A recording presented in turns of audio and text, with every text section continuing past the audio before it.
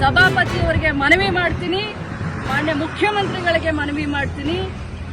ಏನು ಪೊಲೀಸ್ ತನಿಖೆ ಆಗಬೇಕು ಆದಷ್ಟು ಬೇಗ ಆಗಬೇಕು, FSL ರಿಪೋರ್ಟ್ ಬರಬೇಕು. ಅವ್ರು ಏನೇನು ಇವತ್ತು ಇಡೀ ರಾಜ್ಯದ ಎದುರುಗಡೆ ಇವತ್ತು CT ರವಿ ಅವರು ಒಂದು ದೇವರು ಅನ್ನುವಂತ ಏನೊಂದು ಪೋರ್ಟ್ರೇಟ್ ಮಾಡ್ತಾ ಇದ್ದಾರೆ ಬಿಜೆಪಿಯವರು, ಅದು ಅವರ ಮುಖವಾಡ, ಗೋಮುಖ ವ್ಯಾಘ್ರಗಳು ಇವರೆಲ್ಲ. ಒಬ್ಬ ಮಹಿಳೆಯನ್ನ ಒಂದು ಸದನದಲ್ಲಿ ಈ ಮಟ್ಟಕ್ಕೆ ಮಾತಾಡಿದ್ರೆ ಅದನ್ನ ಅವರ ಬೆನ್ನಿಗೆ ನಿಂತ್ಕೊಳ್ತಾರೆ, ಪ್ರಶಂಸೆ ಮಾಡ್ತಾರೆ.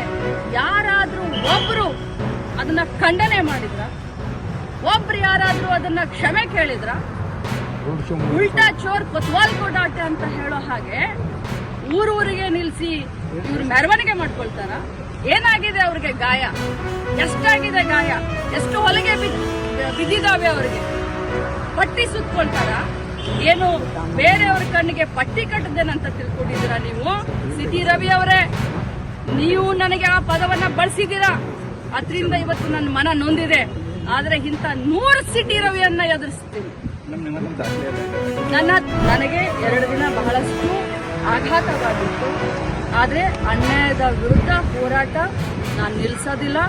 ಮತ್ತೆ ನಾನು ಸಭಾಪತಿಯವರಿಗೆ ಮನವಿಯನ್ನ ಕೊಡ್ತೀನಿ. ಯಾಕಂತಂದ್ರೆ ಅವರು ತಮ್ಮ ಮಾಧ್ಯಮದಲ್ಲಿ ನೋಡಿದ್ದೀನಿ, ಅವ್ರು ಹೇಳಿದ್ದಾರೆ, ಇವತ್ತು ಬೆಳಗ್ಗೆ ಹೇಳಿದ್ದಾರೆ, ನಿನ್ನೆ ಹೇಳಿದ್ದಾರೆ, ನಮ್ಮ ಸದನದಲ್ಲಿ ನಮ್ಮ ಏನು ರೆಕಾರ್ಡಿಂಗ್ ಏನಿರುತ್ತೆ ಅದು ಮ್ಯೂಟ್ ಆಗಿತ್ತು, ನನಗೆ ಬರಲಿಲ್ಲ, ಆದರೆ ಮಾಧ್ಯಮದಲ್ಲಿ ಇದೆ ಅಂತ ಹೇಳಿದ್ದಾರೆ. ನನ್ನ ಹತ್ರ ಕೂಡ ಸಾಕ್ಷಿ ಇದೆ, ನಾನು ಕೂಡ ಸಾಕ್ಷಿಯನ್ನು ರಿಲೀಸ್ ಮಾಡ್ತೀನಿ.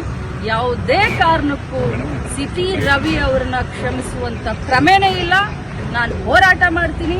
ಇಡೀ ಮಹಿಳಾ ಕುಲಕ್ಕೆ ಏನು ಅವರು ಇವತ್ತು ಅನ್ಯಾಯ ಮಾಡಿದ್ದಾರೆ, ಈ ಪದವನ್ನ ಬಳಸಿದ್ದಾರೆ, ಅವರಿಗೆ ಶಿಕ್ಷೆ ಆಗುವವರೆಗೂ ಈ ಲಕ್ಷ್ಮೀ ಹೆಬ್ಬಾಳ್ಕರ್ ಸುಮ್ಮನೆ ಕೂರೋದಿಲ್ಲ ಅಂತ ಹೇಳಲಿಕ್ಕೆ ಬಯಸ್ತಾರೆ.